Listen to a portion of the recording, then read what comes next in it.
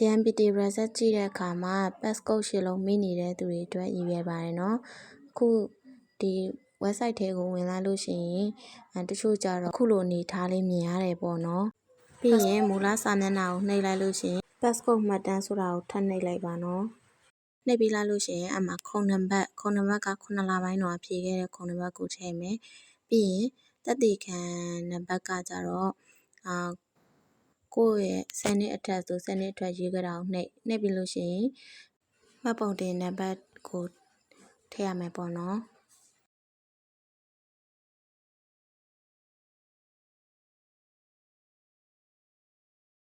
မှတ်ပုံတင်နံပါတ်ထည့်ပြီးတော့ passcode ကြည့်မီကိုနှိပ်လိုက်လို့ရှိရင်ကိုထားခဲ့တဲ့ passcode ရှစ်လုံးကပေါ်လာပါလိမ့်မယ်နော်website ရဲ့ပုံစံကအခုလိုပုံစံဖြစ်နေမှသာအဲ့ passcode မှတ်တမ်းဆိုတာကထိလို့ရတာပါနော်အားလုံးပဲအဆင်ပြေကြပါစေနော် JMPT စာမှုပွဲလက်အောင်ကြပါစေ